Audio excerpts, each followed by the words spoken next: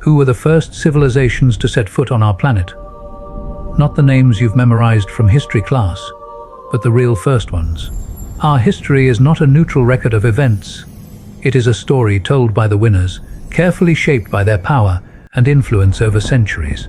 Every chapter we know has been filtered through the lens of those who prevailed, while inconvenient truths were quietly erased or reshaped.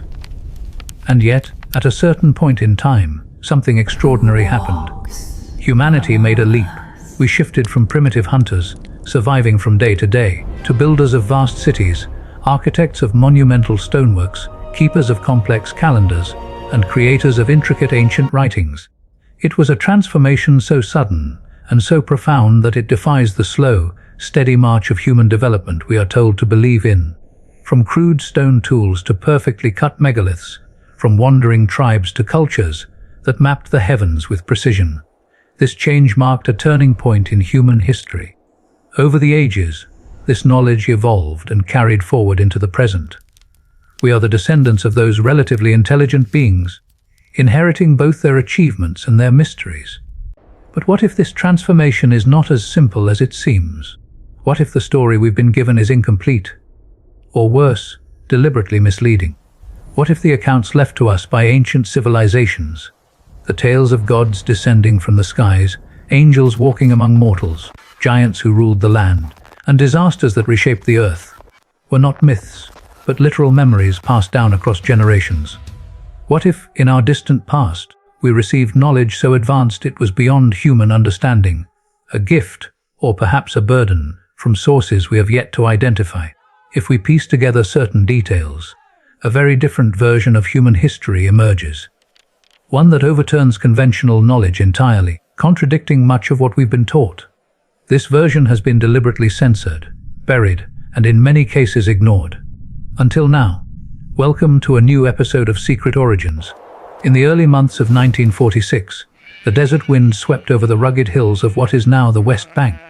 Near the ruins of the ancient settlement of Qumran, a group of teenage shepherds wandered with their sheep and goats, the animals moving slowly over the uneven, sun-baked ground. Bored and restless, the boys began throwing stones into the openings of nearby caves, a harmless game to pass the time. One stone asked through the air and vanished into the darkness of a cave, and then came a sound that froze them in place. It was not the dull thud of rock hitting stone. It was sharp, hollow, and then the brittle, unmistakable shatter of pottery breaking. Cautiously, curiosity driving them forward, the boys stepped into the shadowed cave. The cool, stale air pressed against their skin as their eyes adjusted to the gloom. There, looming in the dim light, were large clay jars, ancient, solemn, and sealed for centuries. Inside the jars lay scrolls, fragile, cracked, yet miraculously preserved after thousands of years. In that moment, the boys had no way of knowing they had just uncovered one of the most significant archaeological finds of the modern era. Over the next months, archaeologists, historians, and even treasure hunters descended upon the region. They scoured the cliffs and caves, uncovering more fragments of ancient scrolls from 10 separate caves. Nearly 900 manuscripts in all. These would come to be known as the Dead Sea Scrolls. But among this vast trove was something far stranger. Fragments of a mysterious religious text, absent from the official Bible and long forgotten by human civilization, or so we thought. Today we know it as the Book of Enoch.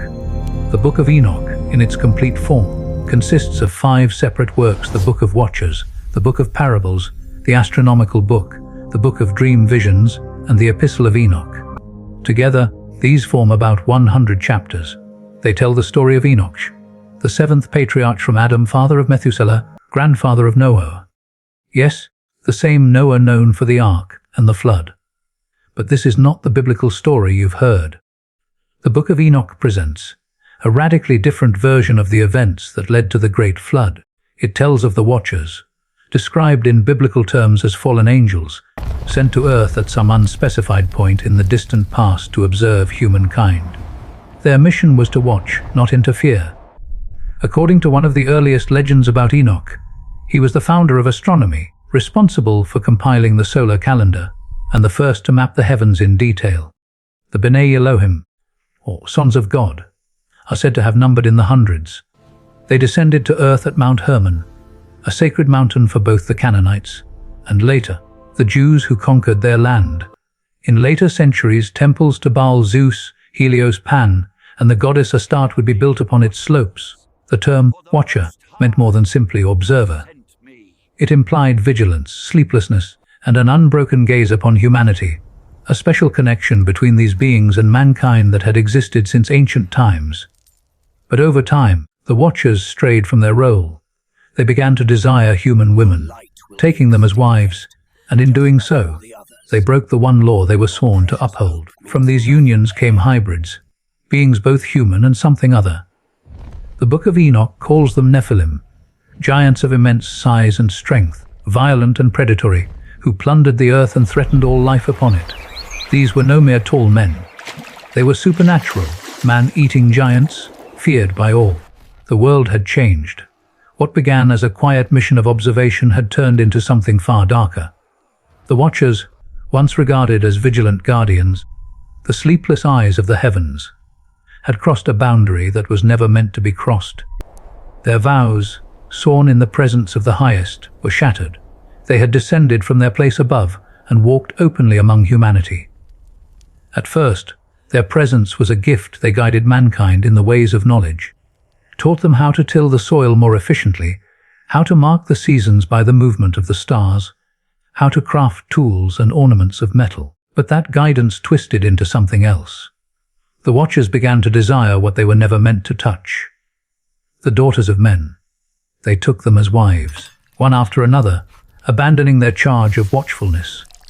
This union, forbidden from the dawn of their creation, bore fruit of a kind the earth had never known. The Nephilim. They were not merely large men. They were giants in both stature and appetite, creatures with the power and hunger of the divine, but none of its restraint. They consumed without limit, devouring livestock, stripping the land bare, and when that was not enough, they turned on humanity itself. The ground was soaked with blood, and the cries of the innocent rose like smoke toward the heavens. Corruption had spread across the face of the earth, not just in the violence of the Nephilim, but in the hearts of men who began to worship the power they saw in these hybrids, forgetting the laws of the Creator. The heavens could no longer remain silent. In the courts of the Most High, a council was called. The mighty gods, as the ancient text names them, stood in judgment. These were the great princes of the heavenly realms, beings older than the world itself, their will like iron, their word unbreakable. The charges against the Watchers were read aloud: violation of their sacred trust, defilement of the human bloodline, the spreading of forbidden knowledge, and the creation of chaos on the earth. There was no defense they could give. Their crimes were written across the land itself, in the ruined fields and burning villages, in the bones picked clean under the sun. The verdict was unanimous: they would be removed from the earth forever. The sentence was not execution. That would have been mercy. The sentence was imprisonment. The texts speak of a place deep beneath the earth's surface, in the bowels of creation itself, an abyss where light has never entered. It was here the Watchers would be taken, each bound in chains, crafted not by human hands, but forged in the fires of the heavenly realm, unbreakable even by their immense strength. This was no ordinary darkness. It was the kind of darkness that has weight, pressing against the skin, swallowing sound, seeping into thought. The air would burn with the heat of the earth's inner fires, yet offer no comfort, no release. Imagine their descent, once radiant beings, clothed in light, now dragged through chasms where jagged stone tears at their forms. The echo of their fall would have been heard only by the walls of the abyss. No mortal ear could have borne it. The chains snapped closed around their wrists and ankles, each link heavier than the heaviest mountain stone. They were fastened to the very foundations of the pit, unable to move more than a breath's length in any direction. Above them, the world they had corrupted would be cleansed. Around them, nothing but silence and the glow of eternal fire. The punishment was not only physical, it was the stripping away of all they had once been.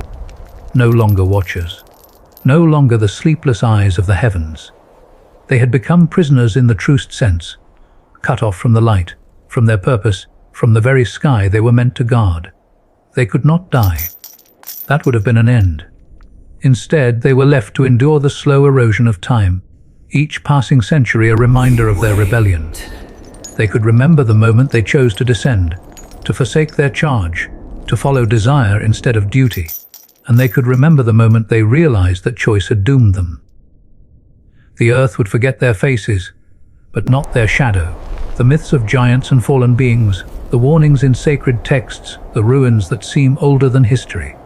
These would be their legacy, hidden in plain sight, waiting for the day their story would be told again. And somewhere, far above the choking air of their prison, the first signs of judgment upon the earth were beginning. The floodwaters were being prepared. But before they rose, another figure would step into the story, one who would speak on behalf of the imprisoned and carry the messages of both heaven and earth. That figure was Enoch. The judgment of the Watchers had been pronounced. The abyss had claimed them, their chains sealed, their light extinguished. But in the silence that followed, their voices still reached upward. Bound in the crushing darkness, they cried out, not in rage now, but in desperation. Their pride had been stripped away with their freedom, leaving only the raw edge of regret. They begged for an audience, for a chance to speak, for the smallest possibility that their punishment might be eased. And it was here that Enoch entered the story. In the traditions preserved in the Book of Enoch, he is not simply a patriarch, not merely a holy man among men. He is chosen as a bridge, a rare and dangerous position, to move between heaven and the depths where the Watchers lay imprisoned. Imagine the weight of that task, to stand between the unflinching justice of the divine and the pleading voices of beings who had once been magnificent beyond mortal comprehension, to walk into the presence of those whose very names could unsettle the foundations of the world. Enoch is not described as trembling or resisting his role, but the gravity of it can be felt between the lines of the text. He was stepping into a realm no human had walked before, not in dreams, not in visions, but in the appointed duty of a messenger. The Book of Enoch speaks of his journeys in language that blurs the line between the physical and the visionary. He moves between worlds, carried by forces he cannot fully describe, led by angels of higher rank whose presence radiates authority. One moment, he is on the earth, standing beneath the open sky. The next, he is drawn into a place where the air hums with unseen energy, where the light has no single source, and where the horizon bends in ways the human mind cannot easily accept. And from there, he descends, down through layers of reality, into the prison where the Watchers are held. The air changes first. The brightness of the upper realms fades into a heavy twilight, and the sound of his own breathing seems loud in his ears. The walls here are not carved by human hands. They are ancient, rough, and immense, as if the earth itself closed around these captives like a fist.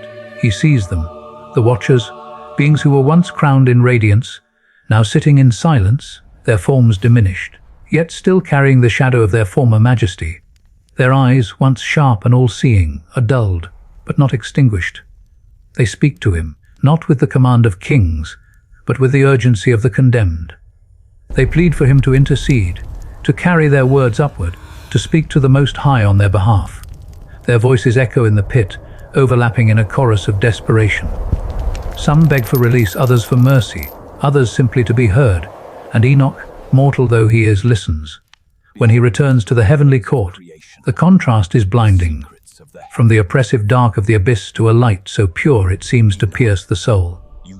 Enoch delivers their words exactly as they were given, but the answer is unyielding. The Watchers' fate will not change. Their actions have altered the world too deeply to be undone. Their children, the Nephilim, have brought such ruin that only a cleansing flood can restore balance. And their knowledge, once meant as a gift, has become a weapon in human hands. The decree stands. The chains will not be broken. The prison will remain sealed. Enoch carries this answer back down, through the layers of heaven and earth, to the pit.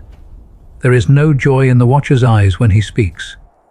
Some turn away in silence, their faces hardening into masks of resignation. Others cry out again, their voices raw, knowing now that no plea can reach high enough to move the judgment against them. Enoch leaves them there, his task complete. But the memory of that descent, of those chained figures and their hollowed voices, will follow him for the rest of his days. And beyond his role as messenger, Enoch's journey is far from over. For the same divine will that sent him into the depths will soon carry him to heights no mortal has seen, to witness the great cleansing that is to come. The fate of the watchers was sealed, their chains held fast in the depths, their cries swallowed by a darkness older than the mountains. But above the abyss, the earth was still in chaos. The Nephilim, the monstrous children of the watchers and human women, walked the land with unchecked power. They were colossal in form, savage in instinct, and their appetite knew no boundaries. The ground shook beneath their steps, and wherever they roamed, the world bent to their will. The fields were stripped bare, herds were hunted to extinction, villages burned under their hands, and when there was nothing left to take, they turned on the people themselves. The world was drowning in violence long before the first drop of rain. In the courts of the Most High, the judgment extended beyond the watchers. The problem was no longer contained in the abyss, it was walking openly across the earth. Humanity, created to be the stewards of the world, had been corrupted to its core. The Nephilim had become predators, but mankind had become followers of their strength, kneeling before them as gods. The law of the heavens was clear, the earth itself needed renewal. Not a mere purging of a city or a region, but a cleansing so complete that even the memory of the Nephilim would be erased from the surface. The decision took form like a storm building on the horizon. It would be water. Not a wave, not a storm surge, but a flood. A deluge so vast it would cover valleys, swallow cities, and erase even the highest traces of human pride. The oceans would swell beyond their limits. Rivers would rise and merge into seas. The skies themselves would open, releasing torrents without pause. What the waters did not drown, the currents would carry away into the deep. The world as it was would cease to exist. Enoch was made witness to this decision. The visions given to him were unlike anything he had seen before, and he had seen the ends of the earth from above. He saw the first black clouds form over lands that had never known heavy rain. He saw the wind shift, cold and biting, carrying the scent of the deep waters long before they arrived. Animals moved strangely, some fleeing toward higher ground, others standing motionless, as if they understood a truth no man could hear. And then the heavens broke open. The first rains fell as whispers, soft, almost harmless.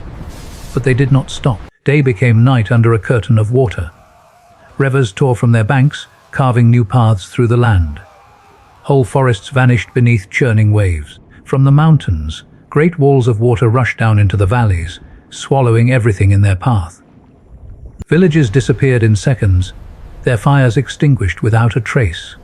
The cries of man and beast alike were lost in the roar of the flood. The Nephilim, whose size had once made them invincible, now found no refuge. Even their strength could not outmatch the relentless force of the waters. They fought the currents, but the waves pulled them under all the same, erasing them from the surface of the earth.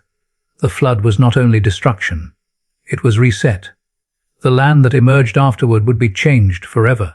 The ruins of the old world would be buried beneath silt and stone. The stories of the giants, the watchers, and the civilizations before would survive only as fragments, whispered myths, strange carvings, and sacred texts hidden away. And as the waters receded, life would begin again.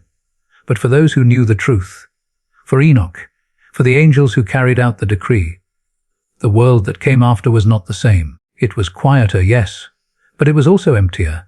The great powers of the past were gone, and the survivors would live in a world that did not remember them, yet would always bear their shadow. The waters of the great flood receded, but the silence they left behind was not the silence of peace. It was the silence of absence. A world emptied of voices that once thundered over the plains, of feet that once shook the very earth, and yet the memory of those voices, those footsteps, refused to vanish entirely.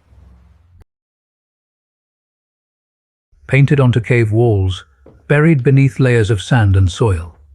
When we peer into the scattered myths of ancient civilizations, when we uncover colossal ruins that should not exist, we are confronted by something unsettling. The same story, retold in 100 different tongues, separated by oceans, mountains, and millennia. It is a story of giants, of beings who were more than human, who shaped the world in ways both wondrous and terrible. In Mesopotamia, where the first great cities rose from the dust, The oldest surviving clay tablets speak of an age before kings, when the Anunnaki descended from the heavens to teach mankind the arts of civilization. They gave laws, measured time, and mapped the skies. But they also mingled with mortal women, and the union brought forth mighty offspring. Kings who were said to rule not for decades, but for hundreds of years. The Sumerians remembered these figures not only as rulers, but as builders of impossible works. Temples aligned to the stars, canals that cut through deserts with mathematical precision. And yet, the Epic of Gilgamesh, their greatest surviving tale, ends with an echo of loss, a lament for the fading of that ancient power. Gilgamesh himself, two-thirds divine, seeks immortality but is denied it, left only with the walls of Uruk as his legacy. It is as if even in their own time, they knew they were the last flicker of something older, something now gone. Far to the west, in Egypt, the giant builders were remembered differently. Here they were not called Nephilim or Anunnaki, but Shimsu-Hor, the followers of Horus. In inscriptions on temple walls, these semi-divine beings are said to have reigned before the first dynasties, in an era shrouded in Zep-Tepi, the first time, a golden age when the gods themselves walked the earth. The monuments of that age still defy explanation. Blocks of stone weighing over 70 tons, cut and set with such precision that even a razor blade cannot slide between them. Temples align not to the sun of their time, but to the sun as it rose in the skies thousands of years earlier, as though the builders remembered a sky that no living Egyptian had ever seen, and standing among them, the great Sphinx, its body weathered not by sand, but by water, as if it had endured centuries of heavy rains long before the Sahara became a desert. It is a silent witness to an age when the climate, the landscape, and perhaps even humanity itself were different. Cross the seas to the highlands of Peru, and you find walls at Sacsayhuaman, immense stone fortifications that twist and lock like puzzle pieces. The largest blocks weigh more than 100 tons, yet they fit together so tightly that you cannot slip a sheet of paper between them. Local Quechua legends say these stones were moved by the Viracochas, tall, pale-skinned beings who came from across the waters, bearing knowledge of the stars and the seasons. The Inca, who inherited these sites, admitted they had not built them. They found them already ancient, the work of a people who were gone by the time the first Inca king was crowned. When the Spanish chroniclers asked who the Viracochas were, the answers were vague. The gods, the teachers, those who came before.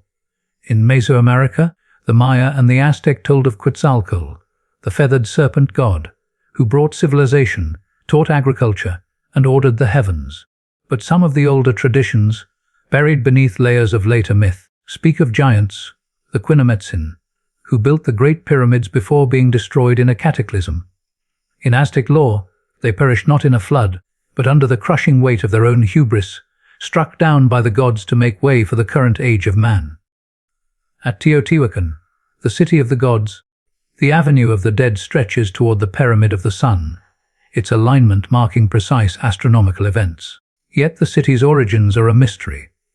The Aztecs arrived centuries after it was abandoned, claiming they had merely taken up residence in the ruins left by an earlier race. Even on the far islands of the Pacific, the pattern repeats. On Easter Island, the Rapa Nui speak of the Longias, tall, powerful figures who arrived long ago and raised the colossal Moai statues along the coast. Some say these beings were eventually overthrown by the short ears, in a violent rebellion that ended their reign. The Moai themselves stare out over the sea, their faces solemn, their bodies buried deep in the earth as if sinking slowly back into the land they guarded. To this day, no one can fully explain how these statues, some weighing over 80 tons, were carved, transported, and raised by a small island population with no draft animals, no metal tools, and no written records. In the myths of the Maori of New Zealand, there are stories of the Tupua, powerful ancestors, some described as giants, who shaped the land, dug rivers, and carved mountains.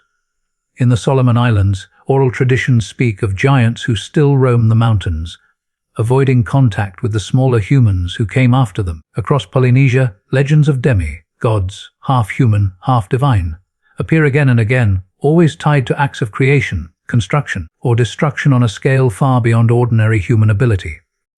In North America, The First Nations peoples hold their own accounts. The Paiute of Nevada tell of the Ka, a race of red-haired giants who lived in the region before their ancestors. These beings were said to be fierce and warlike, and after a great conflict, the Paiute claim they trapped the last of them inside a cave, where they were burned alive. When Lovelock Cave was excavated in the early 20th century, archaeologists did indeed find unusual artifacts. Sandals over 15 inches long, and mummified remains with red hair. In the Ohio River Valley, hundreds of burial mounds have been uncovered, some containing skeletons well over 7 feet tall, buried with copper ornaments and tools.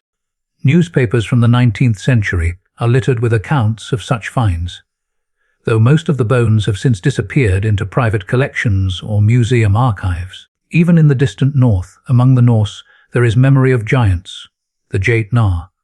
In their myths, these beings existed before the gods themselves, and though often cast as enemies, they were also the progenitors of the gods' own bloodlines. The Norse understood the giants not merely as foes to be destroyed, but as forces of nature, raw, untamed, essential to the balance of the cosmos. It is tempting to dismiss these accounts as metaphor, as allegory, but the deeper we look, the more the details refuse to stay neatly in the box of myth. Across continents, the stories carry echoes of the same events, beings from above, whether called angels, gods, or star people, descending to interact with humanity, a mixing of bloodlines, producing offspring of great size and power, an age of wonders and excess, followed by catastrophe, flood, fire, or war, wiping the giants from the earth, and the survivors, human and divine, left to rebuild in a diminished world. Archaeology adds its own strange footnotes, in places far removed from one another, from the basalt pillars of Baalbek in Lebanon, to the megaliths of Malta, to the unexplained stone circles in South Africa. We find remnants of construction that seem beyond the capability of the societies we know existed there. We are told these sites were built with copper tools, wooden sledges, and raw manpower, and yet the scale, precision, and in some cases the hardness of the stone defy those explanations.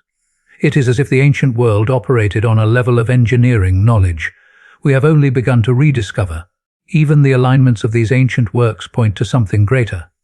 Temples, pyramids, and stone circles often line up with the solstices, equinoxes, and specific star rises, not just of the present era, but of thousands of years ago, as if their builders were marking the heavens of a forgotten age. The Sphinx faces directly toward the rising sun at the equinox, but in the year 10,500 BCE, a time when, according to Orthodox history, civilization was not supposed to exist. It would have faced the constellation Leo at dawn. The pyramids of Giza mirror the belt stars of Orion, but their exact alignment only matches perfectly in that same ancient epoch. And then there are the skeletons. Scattered reports from the 19th and early 20th centuries tell of bones that do not fit the human norm. Skulls larger than any living human, jawbones that could fit around a man's head, femurs measuring over 3 feet in length. Most of these finds vanished, lost to time, private collectors, or institutional vaults. Official archaeology has little interest in pursuing them. Yet the legends remain, told around fires, passed through generations, etched into sacred texts. Perhaps these stories endure because they carry more than just entertainment value. Perhaps they are a fractured memory of something real. An echo from a time when the world was different, when beings of immense stature and knowledge walked beside us. If so, then the floodwaters may have erased their bodies, but not their shadow. That shadow falls across every great mystery of the ancient world, in the unexplainable ruins, in the astronomical alignments, in the shared myths of people who could not have spoken to one another, yet somehow told the same story. And if that shadow still lingers, what else might remain? Buried deeper than stone, hidden further than the ruins we have found, waiting for the moment when the earth gives up one more secret, and the giants rise again, if only in memory. The world had grown quiet in the days before Enoch was taken, not the quiet of peace, but the quiet that follows a storm. The kind where the air feels too still, and even the animals sense something is about to change. Enoch had always been different. Among his people, he carried a stillness that was not born of shyness, but of knowing. His eyes seemed to rest somewhere far beyond the horizon, as though he was watching a second world hidden behind this one. He was not a warrior, nor a ruler, yet the elders listened when he spoke. They said there was a weight to his words, not heavy, but deep, like the pull of a river current you cannot see, but can feel beneath your feet. It was this man, this quiet shepherd of thoughts, that the watchers themselves feared, not because he wielded a sword or commanded armies, but because he could walk in the places between the mortal and the divine, between the earth and the sky. The day of his ascent began like any other. He rose before the sun, the grass still wet with the breath of the night. He could hear the low calls of cattle, the distant crack of wood as villagers prepared their morning fires. But as he walked toward the eastern hills, a shadow, not of cloud, not of bird, moved across the ground before him. It was silent, but vast, blotting out the early light for the span of several heartbeats. He looked up. There was no chariot, no winged beast, no storm to explain it. Only the air itself, thick and luminous, as if the sky had become a veil of liquid gold. And then the sound began. It was not music, not exactly, yet it carried the shape of harmony. It was not thunder, yet it rolled through his bones like a storm, passing directly beneath his skin. It was a resonance, a voice without words, and though it spoke no language he had learned, it was clear in meaning. Come. The hills before him seemed to bend, to tilt upward toward a horizon that no longer looked like the curve of the earth, but the beginning of a stairway made of light. He climbed without knowing he was climbing. The air grew sharper, thinner, until every breath felt as though it had been drawn from the edge of a mountaintop. The ground beneath him became translucent, as though he were walking on glass suspended over a deep ocean. And then the first gate appeared. It was not a door, not in any earthly sense. It was a frame of radiance, so bright it made the sun behind him seem pale. Within it swirled colors he had never seen, colors that seemed to move through his mind more than his eyes, carrying emotions as if they were pigments, joy as bright as white fire, sorrow as deep as indigo, or like molten gold. Two figures stood there. They were not human, but they bore the shape of humanity the way a sculptor might shape a statue. Perfectly formed, yet not bound to flesh. Their robes flowed like living light, their faces both veiled and revealed, shifting between beauty and terror with every glance. Each held a staff, the tips burning with a steady flame that cast no shadow. When they spoke, it was not in turn. It was together, a single voice from two mouths, like the sound of wind through twin flutes.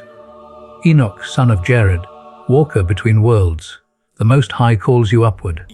Do not fear what you will see, and do not speak until you are commanded. He bowed without thought, for every part of him, his bones, his breath, the very rhythm of his heart, knew it was in the presence of something older than the mountains, older than the first dawn. The gate opened, not outward or inward, but through, as if reality itself had been folded aside. Beyond it stretched a path of fire that did not burn, arsing upward into a darkness alive with stars. But these were not the stars he had known from his nights on earth. Here, each star pulsed like a heartbeat, and between them ran rivers of light that shimmered and shifted as though carrying the breath of unseen worlds. As they ascended, the air became something else entirely. Not air, but a substance that carried thought and memory like wind carries scent. With each step, images pressed gently into his mind, a bird's wing slicing the dawn, the first seed cracking in the soil, the shadow of a great wing passing over water before the first man had drawn breath. The second gate loomed far above, yet they reached it without any sense of time passing. Here, the light was softer, yet far more piercing, a light that seemed to peel away every untruth from within.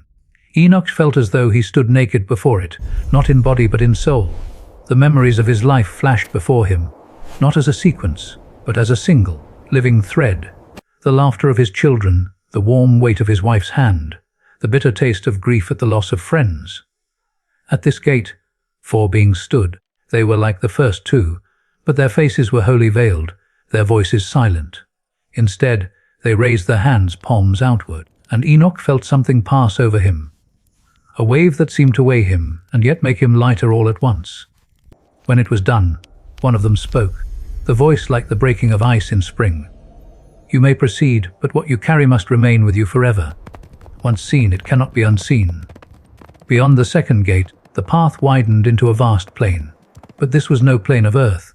The ground was a mirrored surface, reflecting not the sky above, but countless other skies, dawns and dusks, eclipses and meteor storms, constellations that had never graced the human night.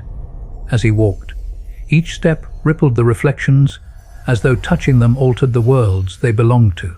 From the far edge of the plain rose a structure so vast it seemed to grow out of the horizon itself.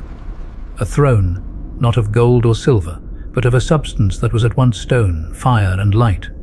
Its base was encircled by wheels within wheels, their rims lined with eyes that watched in every direction at once. Between the wheels flowed living fire, yet it did not consume.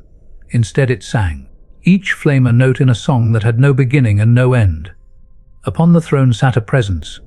To call it a figure would be too small a word, yet Enoch's mind could only shape it so. Its robe filled the space like a mountain fills the sky, woven from threads of lightning and clouds that shifted with the colors of sunrise and sunset. Its face was veiled in brilliance, yet he knew, with a knowing deeper than sight, that if the veil were lifted, the very core of his being would dissolve into that light and be remade. The voice came not from the figure's mouth, but from everywhere at once, from the throne, the wheels, the fire, the stars, even from the pulse of Enoch's own blood. Enoch, you have been brought here to bear witness. The earth groans under the weight of the Watcher's rebellion. Their children have stained it with blood, and their knowledge has turned to poison. I have sealed them in places where no light will ever touch them, yet the stain remains. You will write what you see and hear, so that the generations will know why the world must be cleansed. And then the vision changed. Enoch was no longer standing before the throne, but moving through the heavens, as if carried on the breath of the voice itself. He saw the places where the Watchers had been bound, vast chasms in the earth's foundations, sealed with gates of black fire, guarded by beings whose eyes shone like molten metal. He saw the bones of their offspring buried beneath mountains, the ruins of cities swallowed by desert sands, the skeletons of ships lying in seas that no man had ever sailed. But he also saw what was to come. He saw the waters rising, swallowing the valleys and plains, tearing forests from the soil. He saw mountains split by lightning, the sky blackened by storms that blotted out the sun for months. And when the waters receded, he saw a new earth, smaller in its wonders, quieter in its voices, yet still carrying the faint echo of what had been. When the vision ended, Enoch found himself once more before the throne. The voice spoke again, softer now, yet more urgent. What you have seen is not for your time alone. You will return to your people, but you will walk differently among them. You will speak to kings and shepherds alike, and your words will be written for those who will live in the days when these things happen again. For the cycle does not end here. And then, without movement, without wind, without the sensation of falling, Enoch was back on the hillside. The grass was still wet with morning dew. The sun had barely risen. It was as if no time at all had passed. But when he looked at his hands, they trembled, not with fear, but with the weight of what they now carried. For the rest of his days, he would walk between two worlds, a messenger to both, bearing the memory of light so vast, so unending, that no shadow could ever truly erase it. They had once descended like fire from the heavens. The Watchers, towering radiant, voices like rolling thunder over distant mountains, had walked among men as teachers, as givers of wisdom. To mortal eyes they were gods, but now they were nothing but prisoners. The fall had not been swift. It had been slow, like the setting of a poisoned sun, burning the world with its last, sickly light. The moment they broke the covenant, the air of the world seemed to change, heavier, more restless, as if the earth itself understood the scale of what had been unleashed. They had traded their place in the celestial order for the embrace of mortal desire, and in doing so they had signed their own chains. It began with the summons, not a voice, not words, but a pull. Invisible, unbreakable, as if the very fabric of creation had wrapped around them and begun to draw them downward. One by one, the Watchers felt it. Their wings, once brighter than dawn, grew heavy, folding against their will. The brilliance that clung to their forms began to dim, shrinking into pale embers, and the eyes of men, eyes that had once gazed upon them with awe, now looked away in fear. The skies themselves seemed to reject them. The winds that had once carried their steps now howled in defiance. pushing them toward the jagged peaks and deep chasms where light struggled to survive. The place of judgment was not of earth, and yet it was buried deep within it. A rift had been torn open in the bones of the world, a wound so ancient that even the oldest mountains did not remember its birth. They were brought there, not in chains of metal, but in bonds woven from light and shadow, threads so fine they could not be seen, yet so strong that no force in heaven or on earth could sever them. The air within the rift was thick, pressing against the skin like water far below the surface of the sea. A dim glow came from fissures in the rock, revealing walls that seemed to move, shapes shifting and writhing within the stone as though the rock itself was alive, watching. In the center of this vast hollow was a pit, darker than night, so deep it seemed to swallow sound itself. From its depths rose a cold wind, and with it, the faint, endless whisper of voices, not human, not angelic, but something older. Here, the sentence was spoken. It did not come from a single figure, but from all directions at once. A voice like the grinding of mountains, the cracking of glaciers, the slow roar of a wildfire consuming an endless forest. You who were set to guard mankind have betrayed your station. You have poured forbidden knowledge into vessels unready to bear it. You have sown chaos in the place of order, and death in the place of life. For this, you will be bound until the appointed end. The watchers tried to speak, but no sound emerged. Their thoughts screamed, their memories clawed for light, but every word was stripped from their mouths before it could form. And then the binding began. It was not a chain placed upon wrists or ankles. It was a sealing of essence. Their forms, once fluid and radiant, began to harden. The light within them, the very current of their being, was pulled inward until it no longer spilled into the air, but was locked away deep inside. The bonds were forged from the same command that had once set the stars in their courses. An unbreakable law, spoken at the dawn of time. They were driven toward the pit. Some thrashed against the unseen pull, their movements growing more desperate with each step. Others went rigid silent, their eyes fixed on some far point only they could see, perhaps the last glimpse of the sky they had once called home. The descent into the pit was not swift. First came the narrowing of the light, the dimming of the world around them, until the only thing they could see was the circle of the opening far above. It grew smaller with each heartbeat, each echo of their slow fall.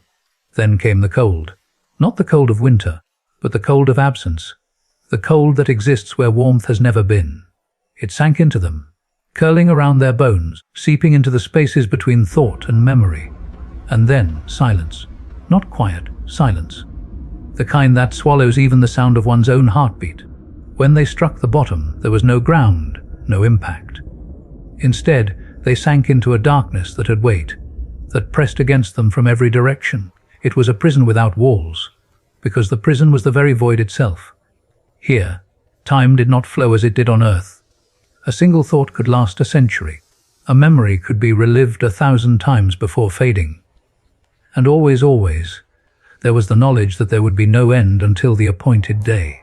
The pit was sealed above them, not with stone but with fire. A fire that burned without heat, a black flame that consumed not flesh but hope. Above, in the world they had left behind, the signs of their judgment rippled outward. The giants they had sired were hunted and slain. The weapons they had taught men to forge turned against their own offspring. The songs and symbols they had whispered into human minds became warnings rather than blessings. Rivers that had once flowed clear ran red in the valleys where the Nephilim fell. Forests burned under skies darkened by ash. Even the sea seemed to shudder, its tides pulling farther back than ever before, as though recoiling from what had been done. And yet, the watchers were not forgotten. Whispers of their fate lingered in the corners of human memory. Stories told around fire spoke of the shining ones who fell, of beings who had given fire and metal and hidden arts, only to be swallowed by the earth for their pride. In some tales, they became the spirits of storms, their voices rumbling in thunder as they raged in their prisons. In others, they became shadows on the mountains, glimpsed only in the last light of sunset, watching, waiting. But the truth was far worse than the stories, for the watchers were not merely gone. They were still there, still conscious, still aware, bound in darkness that would last longer than the rise and fall of empires. And they waited. They waited through the rise of the first cities, through the carving of stone into monuments, through the spread of languages across continents. They felt the vibrations of war and famine far above, faint tremors passing through the bones of the world into their prison. They could not see the sun, but they could feel the turning of the earth, the shifting of the ages. Some, perhaps, dreamed of release. Others seethed, their hatred for mankind growing sharper with every cycle of silence. For they knew, in the deepest part of themselves, that the day would come when the seals would weaken, when the appointed time would arrive. And when that day came, they would not return as teachers. They would return as ruin.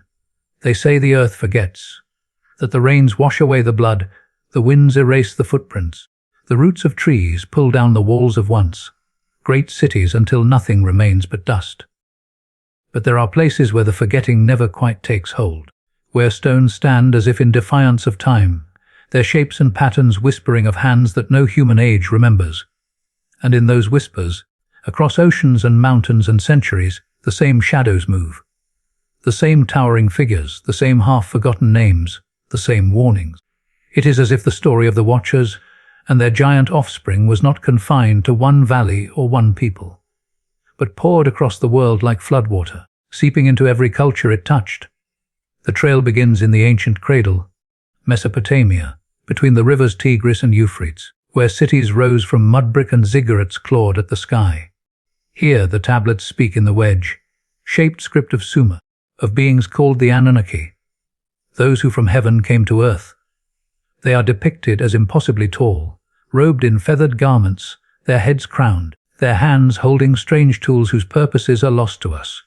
Some are shown tending to the tree of life, others offering the divine laws of civilization, to kneeling kings. In the stories, they are not mere messengers. They are the architects of order itself. But even here, in the earliest cities we know, there is a shadow under the gift. The flood of Utnapishtim, the Sumerian Noah, comes not long after their arrival, as if the very structure they had built was swept away in a sudden act of divine correction. The Anunnaki, like the Watchers, fade from the world stage after this deluge, leaving behind only the echo of their presence in carved stone and myth. Far to the west, beyond deserts and seas, the same pattern emerges in the crumbling stairways of the Andes. High in the thin air where clouds cling to the mountain tops, walls of precisely cut stone stand locked together so tightly that even a blade of grass cannot slip between them. The builders of Sacsayhuaman, Ollantaytambo, and the great terraces of Machu Picchu are said to have been aided, or even ruled, by giants. The legends of the Quechua speak of Viracocha, the bearded god who emerged from the waters to bring light and civilization to a world of darkness. He is said to have walked with followers of immense size, whose strides carried them across valleys in moments. These beings taught the people to shape stone like clay, to measure the movements of the sun, to summon water from the high slopes. And yet, as in Mesopotamia, the gift was followed by a fall. Some of these giants grew arrogant, defying Viracocha's will, devouring the food meant for mortals, taking what, and whom, they wished. In the old stories, the god turned on them, casting them into the sea or striking them with a great fire that left their bones scattered across the land. Even now, the locals point to massive fossilized remains, saying, "These are theirs, the bones of those who walked before us." Sail west across the endless Pacific, and the stones rise again, in places where the nearest quarry is hundreds of miles away. The island of Pohnpei holds Nanmadol, a city of basalt columns laid out over a coral reef like the ribs of some great beast. How these massive stones, each weighing several tons, were transported and stacked without metal tools or beasts of burden, remains a mystery even to modern engineers.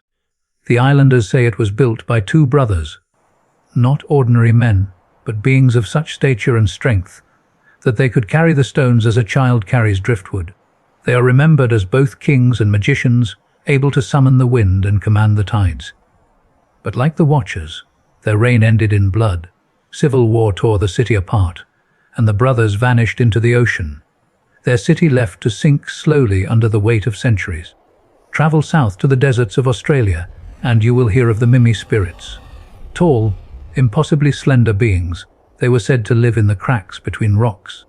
emerging only to teach the first people how to hunt, how to make fire, how to paint the walls of caves with stories. The paintings of Arnhem Land show figures that are half human, half something else. Their limbs too long, their faces narrow, their eyes large and watchful. The elders say the Mimas were vulnerable, their bones so thin they could be broken by a strong wind. And so they taught mankind quickly, before retreating into the rock forever. But even in this gentler telling, there is the same strangeness, the sudden arrival of beings from elsewhere, the gift of knowledge, and the abrupt disappearance that leaves only questions behind. In the highlands of Africa, among the Dogon people of Mali, the story takes on a different shape but the same bones. They speak of the Nomo, amphibious beings who descended from the sky in a vessel that landed with a sound like thunder. The Nomo brought the seeds of life, taught the Dogon to weave cloth, to forge metal, to understand the stars. Long before modern astronomy, the Dogon described Sirius not as a single star, but as a system with an invisible companion. A fact that science only confirmed with telescopes in the 20th century. Where did they learn this? The Dogon answer without hesitation, the Nomo told us. And yet, the Nomo were not without flaws. Some tales say one of their number broke the laws of their own kind, disrupting the order of creation. For this he was torn apart, his body scattered to the winds, his essence imprisoned, a punishment that mirrors the fate of the Watchers so precisely that it is hard to ignore. From Ireland's wind-swept hills come the legends of the Fomorians, a race of giants who arrived by sea in ships of black metal. They were fierce and cunning, demanding tribute from the mortal clans, ruling from storm-lashed fortresses along the coast. But they too fell, overthrown by the Tuatha Dea Danann, a shining race who themselves seemed to step out of some other realm. In the crumbling ruins of Grian of Ailich and the standing stones of Callanish, there are alignments to the solstices, echoes of a knowledge older than the Celtic tribes. It is as if the same mind, or the same bloodline, touched these stones and the ziggurats, the Andean walls, the basalt columns of the Pacific. Everywhere you look, the pattern repeats, a sudden appearance of towering, otherworldly beings, a gift of knowledge, of building, of law of the stars, a corruption, pride, hunger, the taking of mortal lives and loves, a judgment, binding banishment, the sinking of their cities, the scattering of their bones.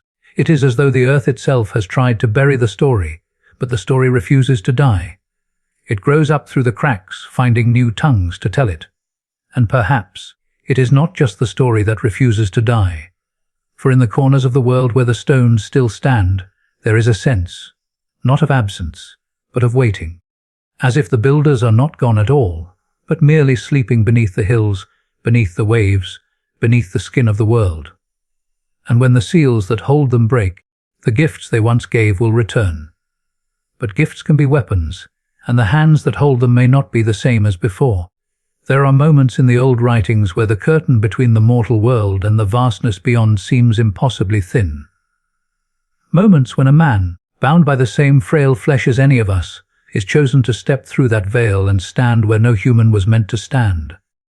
Among those rare few, none has walked farther than Enoch. He was not a king, not a warrior, not a priest robed in gold. He was in the beginning, only a man who walked with God, and in that walking found himself called higher, farther, deeper than any before him. The Book of Enoch does not speak of this as a dream or a vision to be pondered in the safety of his tent. It speaks of an ascent, a journey as real as the stones beneath his feet, one that tore him from the world he knew and set him among the architecture of eternity. It begins, as such things do, with light. Not the light of the sun, nor the pale light of the moon, but a radiance without source. A light that seemed to be the air, the ground, the very thought of the place. Enoch was lifted, the world of dust and water dropping away, until even the mountains looked like shadows cast on the floor of creation. The wind did not howl in his ears, it was silent, as if he had moved beyond the reach of storms. He found himself before gates. Not the carved stone of earthly cities, but walls alive with fire and crystal, each stone a living flame, each flame a jewel. They rose beyond sight, their crowns lost in a horizon of light that curved like the inside of an infinite dome. The gates themselves were like slabs of pearl, and in their surface Enoch saw reflections, not of himself alone, but of countless worlds, each spinning in silence, each moving to an unseen rhythm. The guardians of these gates were not men, and not angels as we imagine them in our small, gilded pictures. They were shapes of impossible stature, each with faces like burning copper, their eyes deep wells of starlight. Wings of every hue folded and unfolded around them, not to fly, but to shield those who would pass from the full weight of the presence beyond. One spoke. Though the sound was not heard with ears, but felt in the marrow, the Most High summons you, son of Jared. Walk in the place where time has no measure. Enoch entered. The floor beneath him was like glass, yet beneath the glass flowed a river of fire, its waves moving in patterns that seemed to spell out names and numbers older than the world. Every step sent ripples across its surface, and he knew, without being told, that these ripples moved through the whole of creation, touching events far away and yet to come. He passed through 7 heavens, each vaster than the last. In the first, he saw the storehouses of snow and hail, the chambers where the winds are kept, their doors flung open or sealed by command. In the second, the armies of the fallen were held, dark, contorted shapes bound in chains of light, their mouths open in a silence that was somehow louder than any cry. The third was a garden unlike Eden, vast, wild, alive with fruits whose scent carried memories of places Enoch had never seen. Rivers ran not with water, but with light, flowing into fountains that sang as they spilled into the air. Here the souls of the righteous rested, their forms shining like polished bronze, their eyes calm, awaiting a day appointed beyond all days. In the 4th heaven he saw the movements of the sun and moon, each attended by hosts that guided their courses with precision. They did not burn of their own will, but in obedience to the one whose voice had lit them. Beside them, great wheels turned, not of wood or metal, but of woven light, measuring seasons, marking ages, turning like the gears of an immeasurable clock. The 5th was a place of warfare. Hosts of radiant beings stood arrayed in endless ranks, their weapons like molten gold, their banners like sheets of lightning. They moved without speaking, yet their unity was perfect, each knowing the will of the other as if it were their own. Enoch felt their attention turn toward him, not in suspicion, but in recognition, as if they knew his coming had been spoken of long before his birth. The 6th heaven was the place of scribes. Here, great tablets of crystal floated in the air, each inscribed with the stories of nations, the rise and fall of kings, the births and deaths of those whose names would never be written on earth. The scribes themselves were beings of such stillness that Enoch at first mistook them for statues, until their eyes moved, bright as the morning star, tracing lines upon the tablets with pens of living flame. And then the 7th. It was not merely a place, it was the throne. Not a throne of gold or stone, but a vastness in which the concept of throne was only a shadow of the reality. Flames of every color moved in waves, folding in on themselves, each pulse revealing glimpses of a form too great for Enoch's eyes to hold. The sound here was like every river, every storm, every heartbeat, all speaking at once in harmony. The one who sat there was veiled, not to hide, but because the fullness of his presence would dissolve all that was not eternal. Around him, countless beings cried holy without ceasing, their voices ringing like the chiming of suns. And there, in that place beyond measure, Enoch was brought forward. A voice spoke, a voice that was not loud yet filled the whole expanse. Enoch, scribe of righteousness, hear and write, for to you is given the measure of days and the secrets of their end. What followed was not shown in pictures alone, but in the weaving of understanding, visions layered upon visions. He saw the watchers, their faces once bright, now dimmed, pleading for intercession. He saw their offspring, the giants, fading into shadow, their names carried only in whispers among men. He saw the floodwaters, the ark riding upon them like a seed on the wind. But he also saw beyond, to ages when the earth would again be filled with violence, when kingdoms would rise not by the sword alone, but by words and numbers, binding men as surely as iron. He saw the opening of books, the weighing of souls, the sealing of judgments, and he was shown the great cycles, not merely the turning of seasons, but the turning of eras, each marked by a sign in the heavens, each ending with a reckoning. The stars were not fixed, but moved like a script across the dome of the sky, telling a story that began before man and would end after the last day. Enoch was given a choice, though in truth it was no choice at all. He could return to the earth, carrying these visions, speaking them to ears that would not hear, or he could remain a witness forever to the unfolding of time, his words inscribed in the archives of eternity. He chose to return, and so the fire-folded gates opened once more, the glass river carried him down, and the mountains grew from shadows into stone. When his feet touched the dust again, the air seemed heavier, the light dimmer, but in his heart, the rhythm of the heavens still pulsed. Those who saw him said he had changed, that his eyes held a distance, as if they looked through the world rather than at it.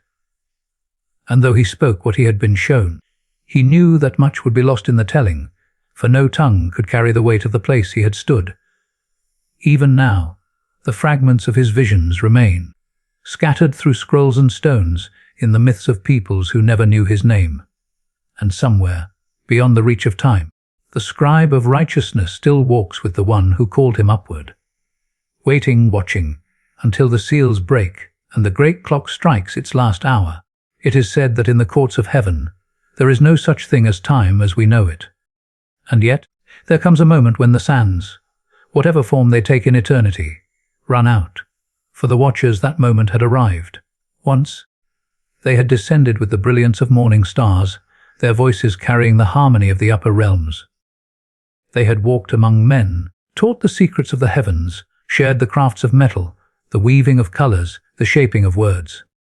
But in doing so, they had crossed a boundary that was not theirs to cross. They had taken daughters of men, and in their mingling, they had birthed the giants, the Nephilim, whose appetites and violence bled the earth dry.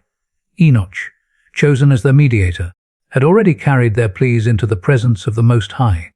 They had hoped, perhaps, that mercy might bend the decrees of heaven as easily as men bend the laws of their cities. But the message returned to them was iron-bound. There would be no pardon.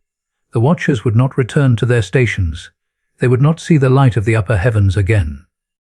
Instead, they would be bound, not in the simple fetters of earth, but in chains forged from the very fabric of judgment, chains that no key could open, no hand could break.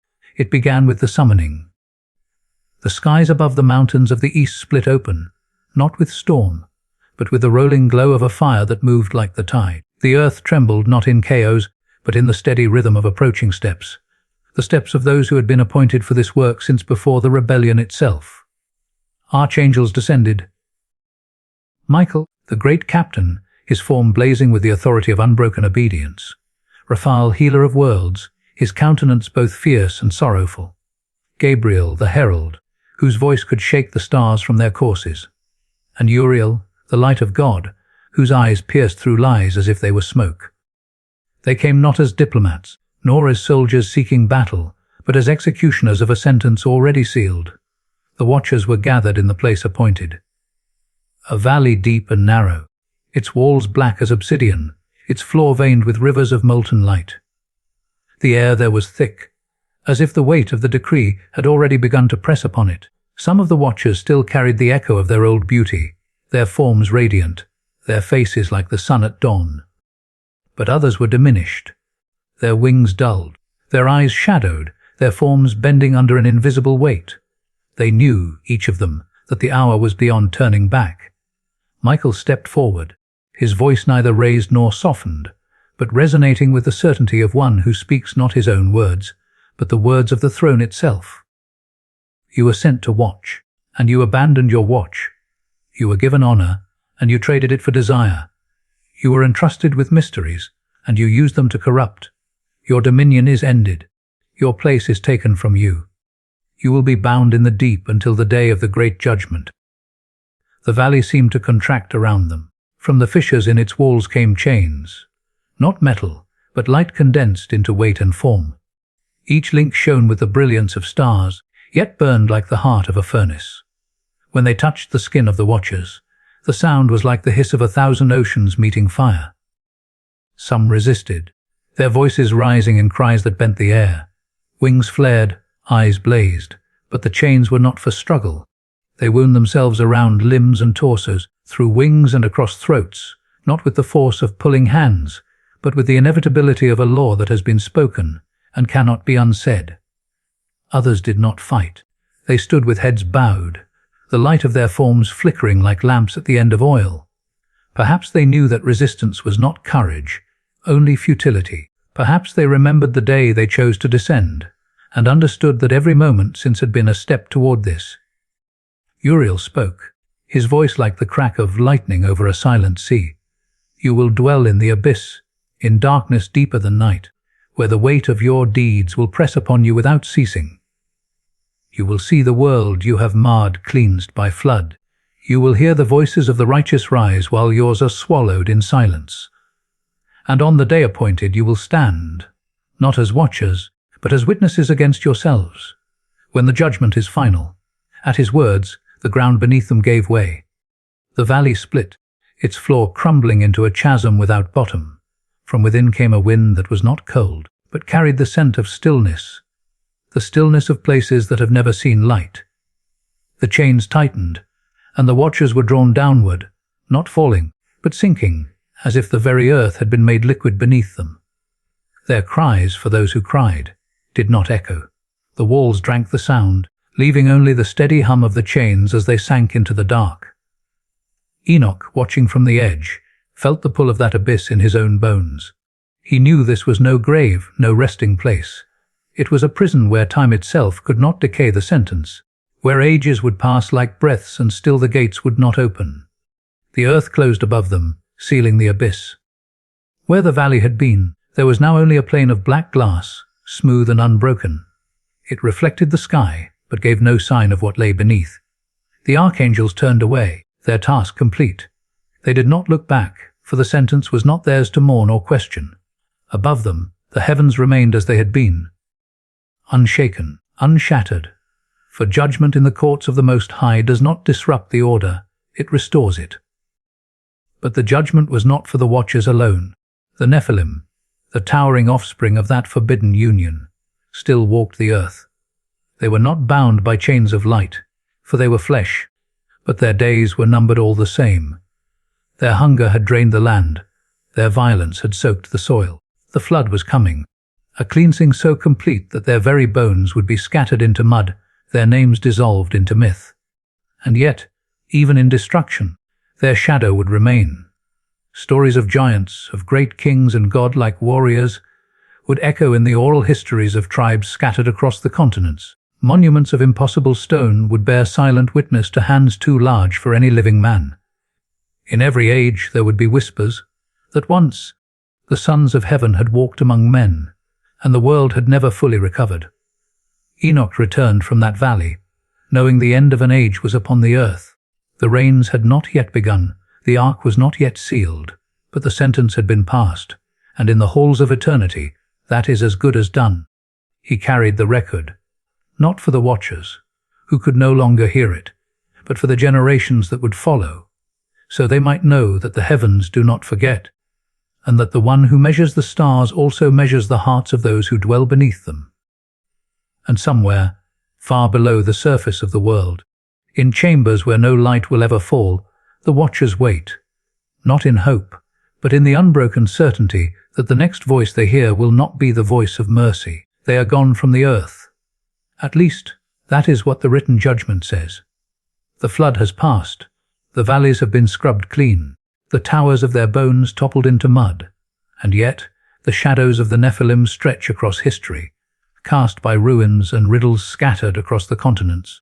Their forms may have dissolved, but their image, whether as gods, giants, or great kings, is etched into the stone memory of civilizations that never knew each other, yet somehow told the same story. If one follows these echoes carefully, from the dust of Mesopotamia to the jagged spines of the Andes, from the green crescents of Polynesia to the wind-swept plains of Africa, a pattern begins to emerge. It is not the pattern of coincidence, nor of cultural borrowing.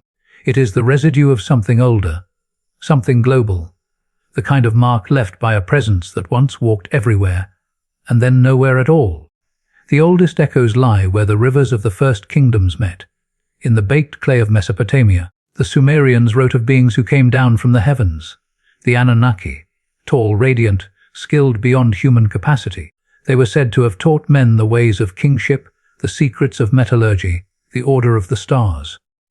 Some of them were benevolent, guiding their chosen cities into prosperity. Others were tyrants, demanding blood and worship. Their temples rose like stairways to the skies. The ziggurats, vast, tiered structures aligned with celestial movements, as if they were meant not merely for the worship of the gods, but as markers for those who had once descended from beyond. Even the language of the Sumerians betrays the same imagery found in the tales of Enoch.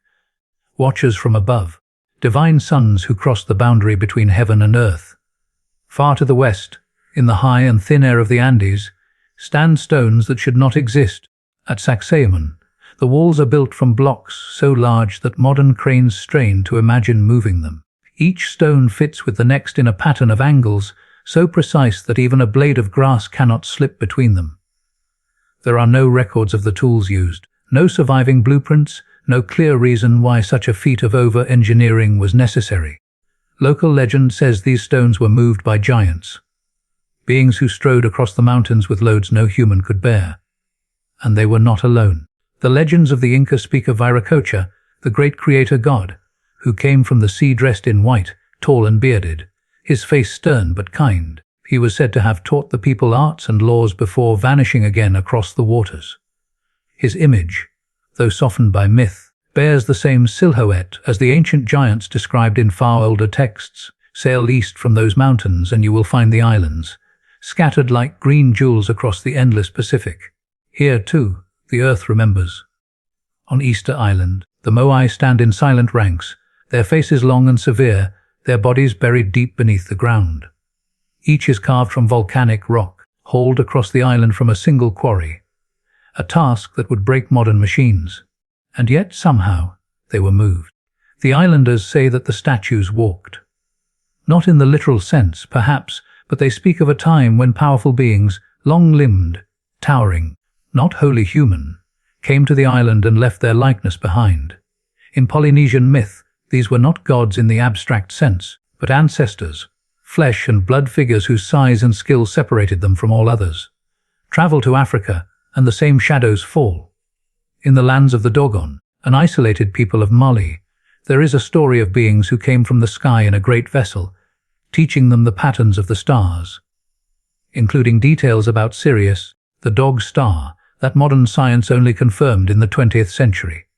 They speak of Nomo, amphibious, shining, with knowledge of the deep waters and the heavens. Though the form shifts, the core remains the same, visitors of impossible stature and wisdom, arriving from above, leaving transformation in their wake. To the south, among the Zulu, there are tales of the Shatori, children of the serpent, beings of power who descended and intermingled with humans. They brought gifts of metal and war, but also dominion and control. Their blood ran in the veins of certain kings, and their memory lingered in the songs of warriors. Even in the frozen expanse of the far north, where night and day can last months, the echoes continue. Among the Norse, the frost giants, the Jotnar, were said to be older than the gods themselves, vast beings of primal force who shaped the land in their battles. They were not all enemies, some mingled with the Aesir, producing offspring who were half divine, half giant. In their sagas, one can hear the distant thunder of the same ancient patterns, beings from beyond mingling with those of earth, bringing both gifts and ruin. These legends, scattered and varied, might be dismissed as the natural product of human imagination. But the ruins complicate the dismissal. In nearly every place where the stories live, there stand monuments whose scale defies the supposed technology of the culture that built them. The Trellithons of Baalbek, stones weighing more than 1,000 tons each. The Cyclopean walls of Mycenae, named for the one-eyed giant said to have built them. The step pyramids of Mesoamerica, echoing the form and function of the ziggurats thousands of miles away. It is not just the size, but the precision. Angles that hold without mortar, stones carved with surfaces so flat they might have been machined. Alignments that match the solstices, equinoxes, and even the precession of the equinoxes, a cycle spanning nearly 26,000 years. How did such knowledge survive in cultures that, according to the conventional timeline, had only recently learned to work bronze? Some say the answer is simple: it didn't survive. It was given by those who had it from the beginning. The same beings remembered as the Anunnaki, the Viracocha, the Nommo, the Jod-Na. The same beings the Book of Enoch calls the Watchers. The same whose offspring were cast into the role of gods, kings, or monsters depending on the storyteller. If this is true, then the judgment of the Watchers did not erase their influence, it only buried it. Like seeds dropped in every corner of the world, their legacy germinated in myth, in architecture, in the faint but persistent memory that mankind was once taught by something not quite human. And so, across the world, the echoes remain. Tourists stand before the stones, marveling at the skill of primitive builders. Scholars debate, measure, hypothesize. Locals tell the old stories, sometimes with pride, sometimes with warning. But the pattern, the unmistakable pattern, is still there. Giants who came from the sky, knowledge beyond the age, a sudden disappearance, and the lingering shadow of their works, whispering from every continent that the age before the flood was not empty, but crowded with powers we can barely imagine. It began with a voice, not the kind that strikes the ear, but the kind that seems to move inside the chest, as if the bones themselves were listening. It called his name once, and the world shifted. Enoch had walked among men all his life, the seventh generation from Adam, known for his righteousness, his strange, quiet wisdom. But now, the earth around him seemed to fall away, as though he had stepped out of the weight of gravity itself. The air grew light and sharp, shimmering with an unseen light that was felt more than seen, and in that moment he understood. He had been summoned. The ground beneath him dissolved into brilliance, and he was lifted, not by wind, not by wings, but by something deeper, a current of command that moved through the very structure of reality. The sky opened like a veil drawn aside, revealing layers upon layers of existence he had never imagined. The first thing he noticed was the silence. Not emptiness, but a deep, resonant stillness, the kind that swallows every thought and replaces it with awe. Beneath him, the earth curled into its horizons, the rivers like silver threads, the mountains like the bones of sleeping titans. Above, the expanse was alive, not empty, but filled with movement, wheels within wheels, eyes within light, flames that burned but did not consume. Two figures approached, their forms human yet impossibly perfect, radiant as if carved from living light. They were not the Watchers who had descended. These were of a purer order, messengers of the Most High. Their faces were calm, yet carried the weight of 1,000 storms, and when they spoke, their voices moved like the harmony of many waters. "Do not fear, Enoch," one said. "You have been chosen to see the realms beyond, to witness the order of all things, and to return with the record of what you behold. Your days among men are not yet ended, but your eyes will see what no mortal has beheld and lived." They took him by the hands that felt both solid and like flowing fire, and together they rose. The stars did not drift past. Instead, the very fabric of the sky seemed to unfold before them, like an ancient scroll revealing one scene after another. The first realm they entered was unlike any landscape Enoch had known. It glowed with a golden light that seemed to breathe, pulsing in slow, steady rhythm. Structures like crystal mountains rose from a ground that was not stone, but something translucent, alive, humming with the same song as the air. Rivers of living water coursed through the land, each drop shining with its own inner spark, as if the water carried memory itself. Here, angelic beings moved like dancers in a perfect pattern, their steps leaving traces of light that lingered for moments before fading back into the air. They greeted him without words, but the greeting was complete, a warmth that filled him from the inside. From there, they passed upward, not as one climbs, but as one steps through a threshold into a higher vibration of reality. The second realm was vaster still, its horizon unreachable, filled with thrones of fire and voices that sang the very structure of the cosmos into being. Here, Enoch saw the storehouses of the elements, the vaults where the snow was kept, the chambers of the winds, the fountains of rain. Great doors of immeasurable size swung open at the command of unseen powers, releasing their treasures to the earth below in appointed seasons. It was here he understood. Nothing in creation was accidental. Every drop of water inscribed in the archives of eternity. He chose to return, and so the fire-folded gates opened once more. The glass river carried him down, and the mountains grew from shadows into stone. When his feet touched the dust again, the air seemed heavier, the light dimmer, but in his heart, the rhythm of the heavens still pulsed. Those who saw him said he had changed, that his eyes held a distance, as if they looked through the world rather than at it. And though he spoke what he had been shown, he knew that much would be lost in the telling, for no tongue could carry the weight of the place he had stood. Even now, the fragments of his visions remain, scattered through scrolls and stones in the myths of peoples who never knew his name. And somewhere, beyond the reach of time, the scribe of righteousness still walks with the one who called him upward, waiting, watching, until the seals break and the great clock strikes its last hour. It is said that in the courts of heaven, there is no such thing as time as we know it. And yet, there comes a moment when the sands, whatever form they take in eternity, run out. For the watchers, that moment had arrived. Once, they had descended with the brilliance of morning stars, their voices carrying the harmony of the upper realms. They had walked among men, taught the secrets of the heavens, shared the crafts of metal, the weaving of colors, the shaping of words. But in doing so, they had crossed a boundary that was not theirs to cross. They had taken daughters of men, and in their mingling, they had birthed the giants, the Nephilim, whose appetites and violence bled the earth dry. Enoch, chosen as their mediator, had already carried their pleas into the presence of the Most High. They had hoped, perhaps, that mercy might bend the decrees of heaven as easily as men bend the laws of their cities. But the message returned to them was iron-bound. There would be no pardon. The watchers would not return to their stations. They would not see the light of the upper heavens again.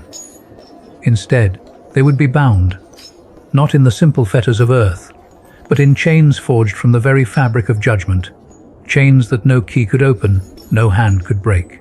It began with the summoning.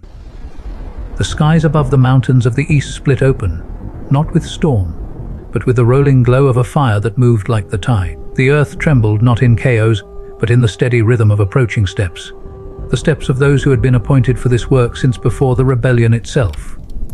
Archangels descended. Michael, the great captain, his form blazing with the authority of unbroken obedience. Raphael, healer of worlds, his countenance both fierce and sorrowful. Gabriel, the herald, whose voice could shake the stars from their courses. And Uriel, the light of God, whose eyes pierced through lies as if they were smoke. They came not as diplomats, nor as soldiers seeking battle, but as executioners of a sentence already sealed. The watchers were gathered in the place appointed. A valley deep and narrow, its walls black as obsidian, its floor veined with rivers of molten light. The air there was thick, as if the weight of the decree had already begun to press upon it. Some of the watchers still carried the echo of their old beauty, their forms radiant, their faces like the sun at dawn. But others were diminished, their wings dulled, their eyes shadowed, their forms bending under an invisible weight. They knew, each of them, that the hour was beyond turning back. Michael stepped forward, his voice neither raised nor softened, but resonating with the certainty of one who speaks not his own words, but the words of the throne itself. You were sent to watch, and you abandoned your watch. You were given honor, and you traded it for desire. You were entrusted with mysteries, and you used them to corrupt. Your dominion is ended. Your place is taken from you. You will be bound in the deep until the day of the great judgment. The valley seemed to contract around them. From the fissures in its walls came chains, not metal, but light condensed into weight and form. Each link shone with the brilliance of stars, yet burned like the heart of a furnace. When they touched the skin of the watchers, the sound was like the hiss of 1,000 oceans meeting fire. Some resisted, their voices rising in cries that bent the air. Wings flared, eyes blazed, but the chains were not for struggle. They wound themselves around limbs and torsos, through wings and across throats, not with the force of pulling hands, but with the inevitability of a law that has been spoken and cannot be unsaid. Others did not fight. They stood with heads bowed, the light of their forms flickering like lamps at the end of oil. Perhaps they knew that resistance was not courage, only futility. Perhaps they remembered the day they chose to descend, and understood that every moment since had been a step toward this. Uriel spoke, his voice like the crack of lightning over a silent sea. You will dwell in the abyss, in darkness deeper than night, where the weight of your deeds will press upon you without ceasing. You will see the world you have marred cleansed by flood. You will hear the voices of the righteous rise while yours are swallowed in silence. And on the day appointed you will stand, not as watchers, but as witnesses against yourselves. When the judgment is final, at his words, the ground beneath them gave way. The valley split, its floor crumbling into a chasm without bottom. From within came a wind that was not cold, but carried the scent of stillness, the stillness of places that have never seen light. The chains tightened, and the watchers were drawn downward, not falling, but sinking, as if the very earth had been made liquid beneath them. Their cries, for those who cried, did not echo. The walls drank the sound, leaving only the steady hum of the chains as they sank into the dark. Enoch, watching from the edge, felt the pull of that abyss in his own bones. He knew this was no grave, no resting place. It was a prison where time itself could not decay the sentence, where ages would pass like breaths and still the gates would not open. The earth closed above them, sealing the abyss. Where the valley had been, there was now only a plain of black glass, smooth and unbroken. It reflected the sky, but gave no sign of what lay beneath. The archangels turned away, their task complete. They did not look back, for the sentence was not theirs to mourn or question. Above them, the heavens remained as they had been, unshaken, unshattered. For judgment in the courts of the Most High does not disrupt the order, it restores it. But the judgment was not for the watchers alone. The Nephilim, the towering offspring of that forbidden union, still walked the earth. They were not bound by chains of light, for they were flesh, but their days were numbered all the same. Their hunger had drained the land, their violence had soaked the soil. The flood was coming, a cleansing so complete that their very bones would be scattered into mud, their names dissolved into myth. And yet, even in destruction, their shadow would remain. Stories of giants, of great kings and godlike warriors would echo in the oral histories of tribes scattered across the continents. Monuments of impossible stone would bear silent witness to hands too large for any living man. In every age there would be whispers that once the sons of heaven had walked among men, and the world had never fully recovered. Enoch returned from that valley, knowing the end of an age was upon the earth. The rains had not yet begun, the ark was not yet sealed, but the sentence had been passed, and in the halls of eternity, that is as good as done. He carried the record, not for the watchers, who could no longer hear it, but for the generations that would follow, so they might know that the heavens do not forget, and that the one who measures the stars also measures the hearts of those who dwell beneath them. And somewhere, far below the surface of the world, in chambers where no light will ever fall, the watchers wait, not in hope, but in the unbroken certainty that the next voice they hear will not be the voice of mercy. They are gone from the earth. At least, that is what the written judgment says. The flood has passed. The valleys have been scrubbed clean. The towers of their bones toppled into mud.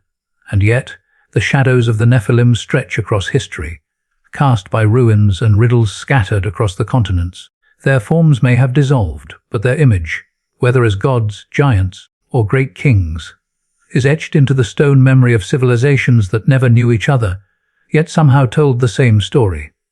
If one follows these echoes carefully, from the dust of Mesopotamia to the jagged spines of the Andes, from the green crescents of Polynesia to the wind-swept plains of Africa, a pattern begins to emerge.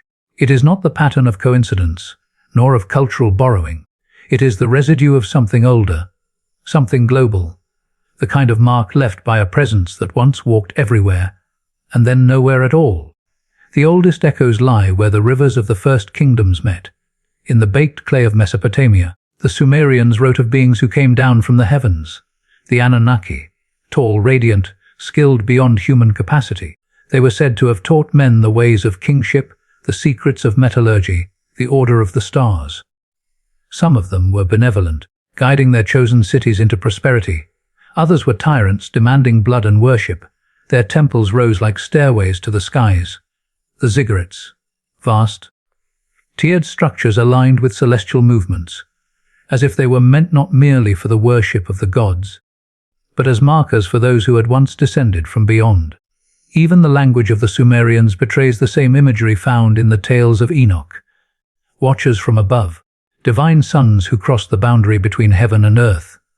Far to the west, in the high and thin air of the Andes, stand stones that should not exist.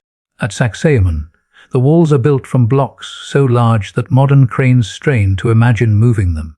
Each stone fits with the next in a pattern of angles so precise that even a blade of grass cannot slip between them. There are no records of the tools used, no surviving blueprints, no clear reason why such a feat of over-engineering was necessary. Local legend says these stones were moved by giants, beings who strode across the mountains with loads no human could bear. And they were not alone. The legends of the Inca speak of Viracocha, the great creator god, who came from the sea dressed in white, tall and bearded, his face stern but kind. He was said to have taught the people arts and laws before vanishing again across the waters. His image, though softened by myth, bears the same silhouette as the ancient giants described in far older texts. Sail east from those mountains and you will find the islands, scattered like green jewels across the endless Pacific. Here, too, the earth remembers. On Easter Island, the Moai stand in silent ranks, their faces long and severe, their bodies buried deep beneath the ground. Each is carved from volcanic rock, hauled across the island from a single quarry, a task that would break modern machines. And yet, somehow, they were moved. The islanders say that the statues walked. Not in the literal sense, perhaps, but they speak of a time when powerful beings, long-limbed, towering, not wholly human, came to the island and left their likeness behind. In Polynesian myth, these were not gods in the abstract sense, but ancestors, flesh and blood figures whose size and skill separated them from all others. Travel to Africa, and the same shadows fall. In the lands of the Dogon, an isolated people of Mali, there is a story of beings who came from the sky in a great vessel, teaching them the patterns of the stars, including details about Sirius, the dog star, that modern science only confirmed in the 20th century. They speak of Nomo, amphibious, shining, with knowledge of the deep waters and the heavens. Though the form shifts, the core remains the same, visitors of impossible stature and wisdom, arriving from above, leaving transformation in their wake. To the south, among the Zulu, there are tales of the Shatori, children of the serpent, beings of power who descended and intermingled with humans. They brought gifts of metal and war, but also dominion and control. Their blood ran in the veins of certain kings, and their memory lingered in the songs of warriors. Even in the frozen expanse of the far north, where night and day can last months, the echoes continue.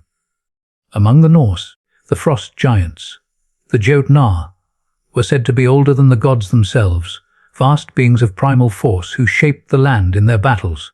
They were not all enemies, some mingled with the Aesir, producing offspring who were half divine, half giant. In their sagas, one can hear the distant thunder of the same ancient patterns, beings from beyond mingling with those of earth, bringing both gifts and ruin. These legends, scattered and varied, might be dismissed as the natural product of human imagination. But the ruins complicate the dismissal. In nearly every place where the stories live, there stand monuments whose scale defies the supposed technology of the culture that built them. The Trellithons of Baalbek, stones weighing more than 1,000 tons each. The Cyclopean walls of Mycenae, named for the one-eyed giant said to have built them. The step pyramids of Mesoamerica, echoing the form and function of the ziggurats thousands of miles away. It is not just the size, but the precision. Angles that hold without mortar. Stones carved with surfaces so flat they might have been machined. Alignments that match the solstices, equinoxes, and even the precession of the equinoxes. A cycle spanning nearly 26,000 years.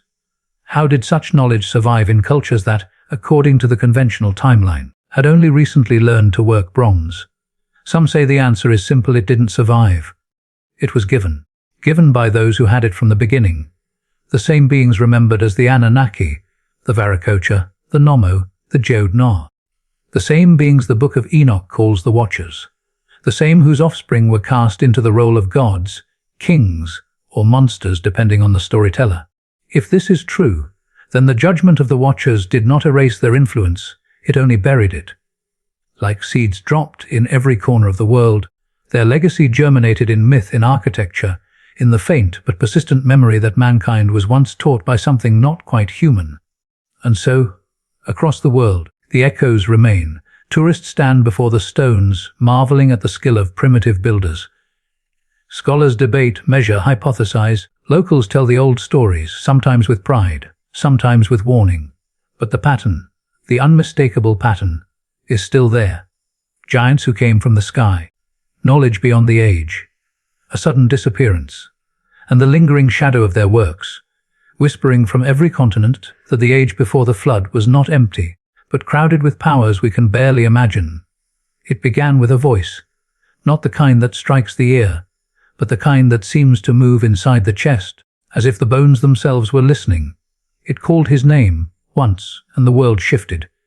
Enoch had walked among men all his life, the seventh generation from Adam, known for his righteousness, his strange, quiet wisdom. But now, the earth around him seemed to fall away, as though he had stepped out of the weight of gravity itself. The air grew light and sharp, shimmering with an unseen light that was felt more than seen, and in that moment he understood. He had been summoned. The ground beneath him dissolved into brilliance, and he was lifted, not by wind, not by wings, but by something deeper, a current of command that moved through the very structure of reality. The sky opened like a veil drawn aside, revealing layers upon layers of existence he had never imagined. The first thing he noticed was the silence. Not emptiness, but a deep, resonant stillness, the kind that swallows every thought and replaces it with awe. Beneath him, the earth curled into its horizons, the rivers like silver threads, the mountains like the bones of sleeping titans. Above, the expanse was alive, not empty, but filled with movement, wheels within wheels, eyes within light, flames that burned but did not consume. Two figures approached, their forms human yet impossibly perfect, radiant as if carved from living light. They were not the watchers who had descended. These were of a purer order, messengers of the Most High. Their faces were calm, yet carried the weight of 1,000 storms, and when they spoke, their voices moved like the harmony of many waters. "Do not fear, Enoch," one said. "You have been chosen to see the realms beyond, to witness the order of all things, and to return with the record of what you behold. Your days among men are not yet ended, but your eyes will see what no mortal has beheld and lived." They took him by the hands that felt both solid and like flowing fire, and together they rose. The stars did not drift past. Instead, the very fabric of the sky seemed to unfold before them, like an ancient scroll revealing one scene after another. The first realm they entered was unlike any landscape Enoch had known. It glowed with a golden light that seemed to breathe, pulsing in slow, steady rhythm. Structures like crystal mountains rose from a ground that was not stone, but something translucent, alive, humming with the same song as the air. Rivers of living water coursed through the land, each drop shining with its own inner spark, as if the water carried memory itself. Here, angelic beings moved like dancers in a perfect pattern, their steps leaving traces of light that lingered for moments before fading back into the air. They greeted him without words, but the greeting was complete, a warmth that filled him from the inside. From there, they passed upward, not as one climbs, but as one steps through a threshold into a higher vibration of reality. The second realm was vaster still, its horizon unreachable, filled with thrones of fire and voices that sang the very structure of the cosmos into being. Here, Enoch saw the storehouses of the elements, the vaults where the snow was kept, the chambers of the winds, the fountains of rain. Great doors of immeasurable size swung open at the command of unseen powers, releasing their treasures to the earth below in appointed seasons. It was here he understood. Nothing in creation was accidental. Every drop of water, every breath of air, every flicker of starlight moved according to design. In the third realm, the light was softer, tinged with the blue of twilight. Here he saw souls, countless souls moving like a tide. Some glowed with joy, their forms light and quick, rising upward toward places unseen. Others seemed dim, heavy, their movement sluggish, pulled downward into shadows. He was told these were the souls of men awaiting their judgment, the righteous resting in peace, the wicked in chains of darkness until the appointed day. Enoch's heart ached at the sight, for he saw faces he recognized, and many more he did not. He wanted to reach out, to speak, But the messengers at his side placed a hand upon his shoulder and said only, "This is not yet your dwelling. You are here to witness, not to remain." Beyond this, the realms grew stranger still. He was taken into a place where time itself seemed to bend, where past and future folded into a single moment, like many rivers meeting in a single pool. Here, the walls were made of something that looked like glass and fire at once, and in them he could see events unfolding: the rise and fall of kingdoms, the birth and death of stars, the judgment of angels, and the renewal of the earth.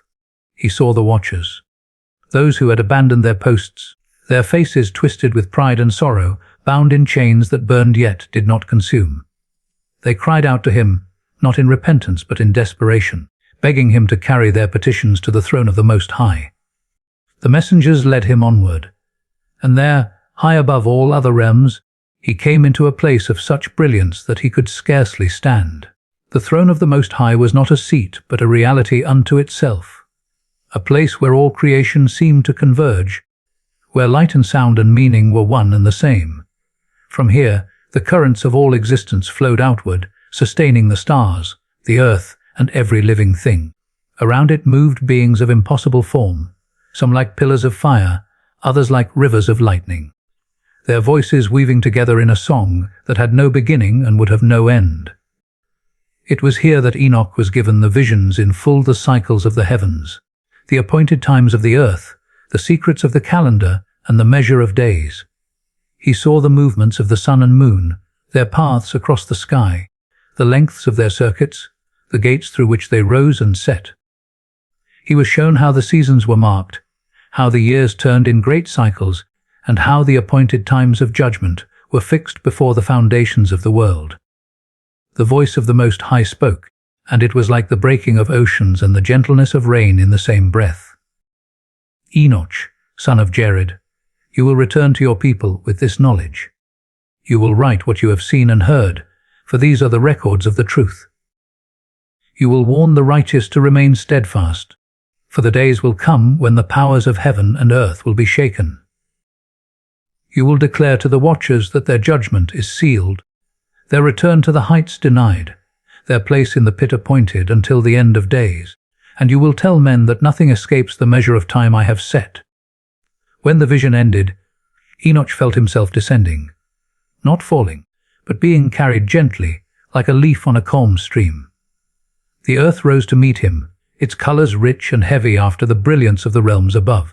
The air was thicker, the sound of wind and water louder than he remembered. He stood once more among the fields he had known, yet he knew he would never see them the same way again. For he had walked the corridors of heaven. He had seen the storehouses of creation, the thrones of judgment, the fates of souls, and the unshakable throne of the Most High. And now he carried the burden of that knowledge, to speak it, to write it, to preserve it for a generation yet to come, a generation that would need to remember that once a man had been taken up and shown the secrets of time. It began in the silence after Enoch's return. The fields seemed still, the rivers moved as they always had, but somewhere beneath the skin of the world there was tension, as if creation itself was holding its breath. The watchers had been judged, their pleas recorded, and their sentence fixed in the unchanging will of the Most High, and now the decree would be carried out. From the high realms where the command was spoken, the order moved like lightning, swift and unrelenting, through the hosts of heaven. No angel dared question it, no power could soften it. For these were not the sins of men. These were the crimes of those who had once stood in the very presence of the Eternal, who had seen his light face to face and turned from it. The watchers had descended to earth, not as humble servants but as kings without a throne, taking for themselves what had not been given, bending the lives of men and women into shapes never meant to be. They had corrupted flesh and spirit alike, teaching forbidden arts, the sharpening of blades for bloodshed, the mixing of herbs for poison, the crafting of enchantments to bind the will of another.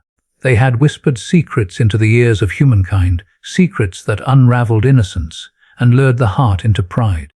The offspring of their unions, the Nephilim, had walked the earth like living storms, consuming the land and leaving nothing but ruin in their wake.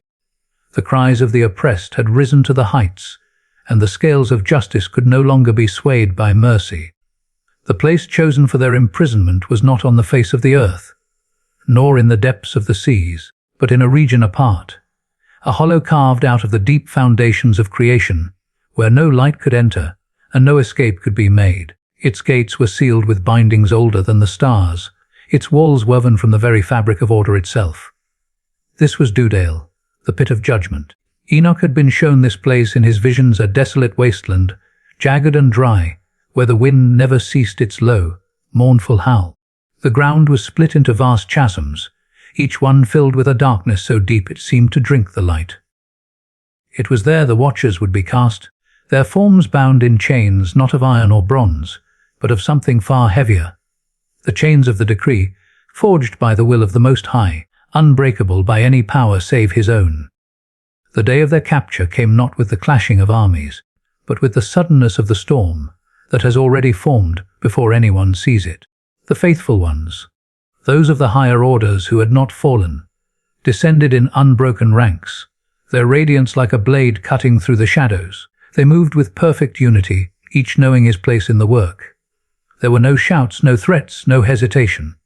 The watchers, once so proud, so certain in their strength, looked up from the cities and high places they had claimed.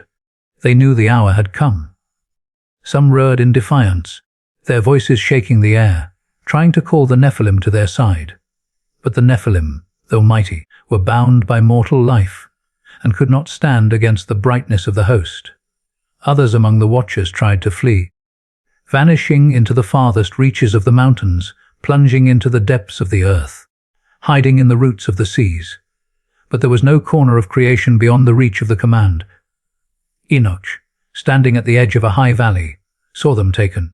He watched as one by one their wings, not feathers but extensions of their very essence, were bound and folded in upon themselves, their light dimming as though a veil had been drawn over their being. Chains living with a strange, cold fire, wrapped around their arms and legs, pulling them toward the gaping mouths of the chasms. Some wept in silence, their faces turned downward, while others cursed with such venom that the very air around them seemed to darken. But none could resist. They were carried to Dudale, through corridors of rock that narrowed until no being could pass save those who were appointed to deliver them. The walls here glistened with something like obsidian, and the air was thick and still, the silence broken only by the echo of their footsteps. At the heart of Dudale, the chasm yawned, a wound in the very structure of the world. It descended farther than sight could follow, and from its depths came a heat not of flame, but of something older, a pressure that seemed to crush sound itself. Here the watchers were cast down. They fell, not as leaves drift from the branch, but as stones hurled into the depths, each vanishing into the dark with a final, echoing crash. The chains clanged once against the unseen floor, and then there was nothing. Only the stillness of a prison that would hold until the appointed time of release, which would not come until the end of days. The gates were sealed. They were not made of wood or metal, but of command. The pure, unalterable will of the Eternal, spoken once and never needing to be spoken again. Around them, guardians took their stations, beings of such vast presence that even the memory of rebellion shrank away in their light.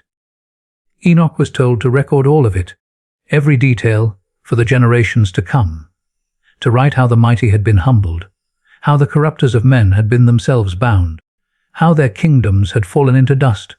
He was told to remind men that there is no height from which one cannot fall, no power that can stand against the justice of the one who measures the stars. In the visions that followed, he saw the watchers in their prison, sitting in silence, their eyes turned upward toward a sky they could no longer see. Some sat motionless, as if the weight of their judgment had hollowed them out entirely. Others paced the narrow confines of their chains, their thoughts moving in endless circles, replaying the moments when they could have turned back but did not. And though their prison was far removed from the world of men, their influence was not wholly erased. The teachings they had scattered among humankind still lived in the hearts of some, like embers waiting for a careless breath to fan them into flame. But for the watchers themselves, there would be no more wandering the earth, no more walking among men as gods in disguise. Their days of glory had ended. They had traded the brightness of heaven for the silence of the pit, the companionship of the Most High for the company of their own regret. Enoch closed the scroll, his hand lingering on the last line. He knew this was not the end of their story, for the visions had shown him a time when the pit would open, when the bound would be loosed, and the earth would again feel the shadow of their presence. But that time was far off. For now, the chains held, and the earth was free of their dominion. And somewhere deep beneath the stillness of the land, in a place no living man could reach, the watchers sat in the dark, waiting for a dawn that would never come until the end of all things. It begins in the silence before the great reckoning. The chains have been set. The watchers have been sealed in the pit of Dudale, and for a moment the earth lies still, as though it dares not move in the shadow of what is to come. But judgment is not merely imprisonment. Judgment is the closing of a story that began in pride, the final word written in a book that has been inked with rebellion. The watcher's fate was decided long before the sentence was carried out. From the moment they stepped down upon the mountain and swore their oath to take the daughters of men, their course was set toward this moment. They had abandoned their posts, corrupted the work of creation, and taken the wisdom of heaven, meant for life, and twisted it toward dominion and death. No plea, no offering, no whispered bargain could change the outcome now. Enoch had seen it in his visions, a tribunal not of earthly judges, but of powers and thrones before which the whole of creation seemed to bow. There was no room for argument here. The evidence was written into the bones of the earth, the ruins of cities drowned in the flood of the Nephilim's hunger, the songs of mourning carried through the generations, the scars left upon the soul of humanity. The court was not a place but a moment, a convergence of time and eternity. Around it stood the hosts of heaven, rank upon rank, stretching beyond sight. The light that filled this space was not the light of the sun or stars, but a radiance that seemed to come from the very truth of things, exposing all that was hidden. The Most High did not need to speak many words. The sentence was as much a part of creation as the laws that keep the oceans within their shores or the stars in their paths. It was this: they would remain bound until the day when all accounts would be settled, and on that day they would stand again in this court, not to argue, but to hear the final word. Enoch was shown that day. He saw the pit open, not by their will, but by the command of the one they had defied. The watchers rose, their chains gone, but their freedom short-lived. They were not restored to the height they had fallen from. Instead, they were brought into the full weight of their crimes. There was no disguising themselves now. They could not appear as men of great stature or spirits clothed in light. They stood as they truly were, marred by their rebellion, diminished by the long centuries of imprisonment. Their glory turned to ash. The multitudes looked upon them, and there was no fear, only the recognition of justice. The nations, the spirits of the righteous, even the very earth itself seemed to testify against them. Every tree that had been felled to build their temples of blood, every stone that had been set to mark their false dominion, every drop of human sorrow they had caused, all of it spoke in that place. Then came the decree. It was not shouted.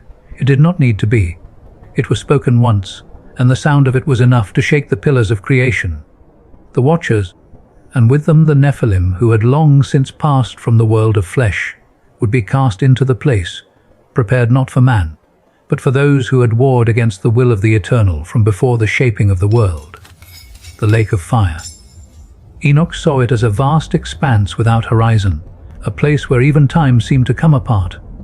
It burned, yet the flame was not of this earth. It was a consuming fire that did not give light, only an unending awareness of separation, the ultimate exile from the presence they had once known so well. The watchers were not dragged, they walked, compelled not by force but by the inevitability of the sentence. It was as though the whole of creation was moving in one direction, and they could not turn aside. The hosts of heaven formed a corridor, their faces solemn, their eyes steady. There was no triumph in them, no gloating, only the terrible gravity of what justice required. The lake roared as they approached. Its sound was not like water or wind, but like the low, endless murmur of something ancient and alive, a thing that had been waiting since the first rebellion for this moment. When they reached the edge, they did not look back. Perhaps they knew there was nothing left to see. Perhaps they could not bear to face what they had abandoned. One by one, they stepped forward and were gone. Enoch was told that this fate was final. There would be no return, no hidden loophole in the decree. The watchers who had once walked in the courts of heaven would never again hear the songs of the morning stars or feel the warmth of the presence they had fled. They would be a warning written into the fabric of history, a shadow that would fall across every generation's choice between obedience and pride. The earth, too, would feel the release. The last threads of their influence would be burned away, the false wisdom they had scattered among men dissolved like mist in the sun. But the memory would remain, carried in the stories of the elders, in the ruins left standing in the deserts, in the patterns written in the stars that only the wise would read. When Enoch awoke from this vision, he wrote until his hands ached. He recorded every word, every image, not to glorify the fall of the watchers, but to remind those who would come after that no height is so great it cannot be brought low, and no darkness so deep it cannot be judged. And when his task was done, he sat in the quiet, listening to the wind move over the hills. Somewhere far beneath his feet, the gates of Dudale still stood, and beyond them the pit still held its prisoners. But he knew that one day, the silence there would break, not for another rebellion, but for the sound of chains giving way to a justice that would not be delayed again. The story of the Watchers was over. But the story of the earth, and of the race they had tried to corrupt, was still being written. And in that story, the lesson of their fall would stand like a watchtower, a silent sentinel against the pride that had once sought to reach higher than heaven itself. The judgment had been carried out. The Watchers were gone, their fate sealed beyond appeal. The earth, for the first time in ages, breathed without the shadow of their direct presence. Yet in the stillness that followed, Enoch's visions did not end. For judgment, though final for the Watchers themselves, was not the end of their influence upon the world. What had been sown in the time before the flood? The seeds of rebellion, the hunger for forbidden knowledge, the blending of realms, had not been fully erased. And what was once planted in the heart of man has a way of lying dormant, waiting for the right moment to rise again. It began with whispers, not in the courts of heaven, nor in the cities of men, but in the cracks between them, in the places where the physical and the spiritual brushed close together. In Enoch's visions, he saw distant futures, the passing of empires like shadows over the land. Each rose with its own banners, its own gods, its own monuments of stone and fire, and yet behind them all moved a familiar rhythm, the old hunger, dressed in new names. The Nephilim, though their bodies had perished in the flood, left behind something more elusive than bone or stone, their imprint upon human ambition. They had taught men to seek power not as stewardship, but as domination, to twist beauty into vanity, wisdom into manipulation, strength into tyranny. Enoch saw that such patterns, once learned, could outlive even those who first carved them into the world. The visions shifted. He stood on the shores of nations he could not name, under skies that held constellations he did not know. He saw great machines that moved without horses, cities that burned with light even in the heart of the night, and people who could speak across vast distances without standing face to face. Yet in the midst of all this wonder, the old pattern stirred again. There were those who, knowingly or not, sought the same bargains the Watchers had once made with themselves. The trading of loyalty for knowledge, the exchange of integrity for influence. Enoch understood that such agreements, even if not sealed with an oath beneath the stars, were echoes of the first great rebellion.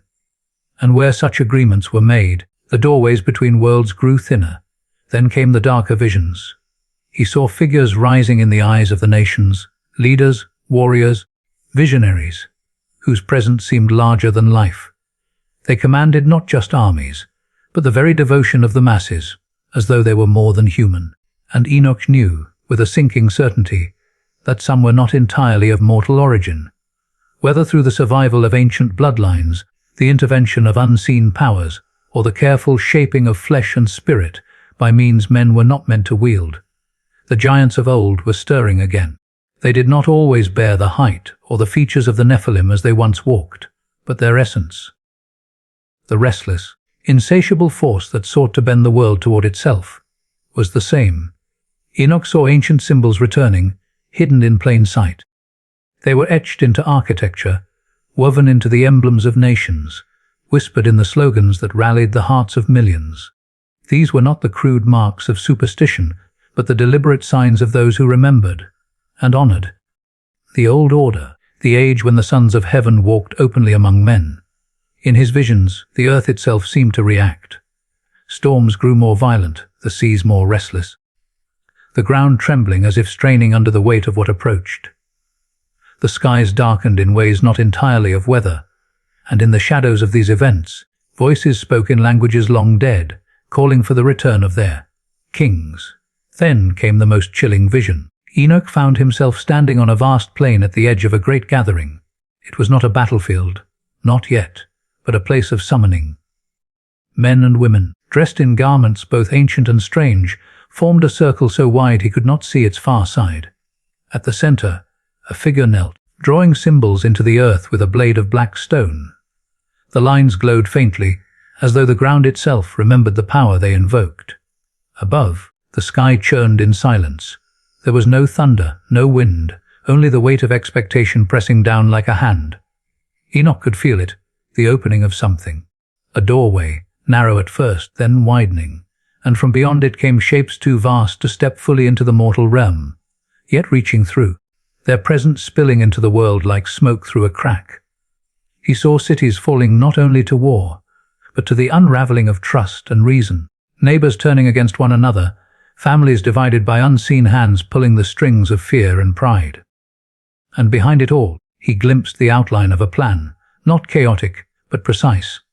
The return of the Nephilim was not a sudden invasion, but a long cultivation, a weaving of influence until the world itself cried out for their rule. In this future, humanity's yearning for power and protection became the very snare that drew the old rulers back. Some would welcome them openly, calling them saviors, gods, or the fulfillment of ancient prophecy. Others would resist, but their voices would be scattered, drowned in the tide of a world that had forgotten the lessons of the Watcher's fall. Enoch's heart was heavy, but he was not left without hope, for even in these dark visions, he saw a thread of light running through history. The faithful who remembered, the watchers of a different kind, whose eyes were fixed not on the splendor of giants, but on the promise of the eternal. They were few, scattered across lands and ages, yet they carried in their hearts the knowledge that no power, however great, could stand against the one who had set the boundaries of the earth. This remnant did not seek to match the giants in strength, but to endure them in faith. And in the final vision, Enoch saw them standing in the shadow of a great mountain as the sky split with light. The returning giants faltered, for the light was not of this world, and in it their strength turned to ash. The visions ended, and Enoch awoke in silence. He wrote the warnings as he had before, not knowing how far into the future they would reach, only that they must be spoken. For the return of the Nephilim, whether in flesh or in spirit, would be as much a test of humanity's heart as it was of its strength. And to forget the first rebellion was to invite its echo. The visions faded like smoke on the wind, leaving Enoch in the quiet. The air was still, yet it carried the faint echo of what he had seen, a memory not of the past, but of what could yet come. He stood alone beneath a sky that seemed too vast for one man to hold its secrets, and yet the weight of them pressed upon him as surely as the earth beneath his feet. He thought of the Watchers, once radiant, once glorious, now bound in the deep places, their voices silenced but their legacy alive in the ambitions of men. He thought of the Nephilim, their towering forms washed from the earth, yet their essence moving through the veins of history like a shadow that could not be drowned. And he thought of humanity, forever caught between the pull of the heavens and the lure of the abyss. The stories he had been shown were not for his time alone. They were seeds meant for an age yet to come, an age that would dress the old rebellions in new clothing, an age that would speak of progress and unity while unknowingly reopening the same doors that had once brought ruin. For what had been will be again, and what was done will be done again. This was the nature of the world under the sun, and so he wrote. By lamplight, by dawn's first glow, By the flickering firelight that turned the walls into restless shadows, he set down the visions as they had been given. Not as a scholar recording facts, but as a witness preserving warnings. Every word was chosen with care, for he knew the human heart would forget what it did not see, and he had seen. The pages bore not just prophecy, but the cadence of truth spoken in the language of mystery. He left no map, no dates, no clear instructions, for such things could be twisted by the very forces they warned against. Instead, he left signs, fragments, that the wise might understand when the time came, and the world would know once more what it had chosen to invite. Centuries would pass. The scrolls would change hands, hidden, lost, found again.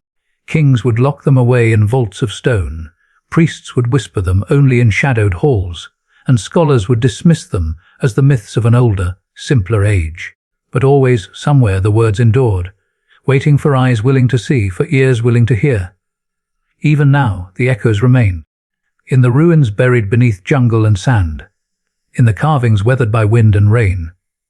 In the stories told by elders who do not know why they still remember. And perhaps in the dreams that visit you in the quiet hours, carrying with them images you have never lived, yet somehow recognize. The world turns still. The skies shift from gold to black to gold again. The rivers carve new paths. The mountains rise and fall. Empires come and go, each believing it will be the last to fall. But the deeper truths, the ones written in the bones of the earth and the spirit of man, remain unchanged. The watchers have not been forgotten. The Nephilim have not been erased, and the lines between our world and theirs have never been as solid as we like to believe. Perhaps they will return. Perhaps they already walk among us, not in towering form, but in influence, in the shaping of events we do not see until it is too late. Or perhaps their greatest victory will be to convince us they were never here at all. And so, the question falls to you, the listener. Not as a riddle to be solved, but as a shadow to be recognized. When you hear the stories of giants in forgotten lands, when you see symbols carved where no living hand should reach, when you feel the pull of something older than memory whispering in the dark, will you dismiss it as a dream? Or will you remember the warnings left by a man who walked with God, who saw the beginning and the end, and wrote so that you might not be caught unaware? This has been Mystery Vault. If you've journeyed with us this far, let the story linger in your thoughts. And when you look upon the world tomorrow, see it not only as it is, but as it might yet become. For history, as we have learned, is never just behind us. Sometimes it waits ahead. Until next time, keep your eyes open and your mind awake. The vault closes, but the mystery remains.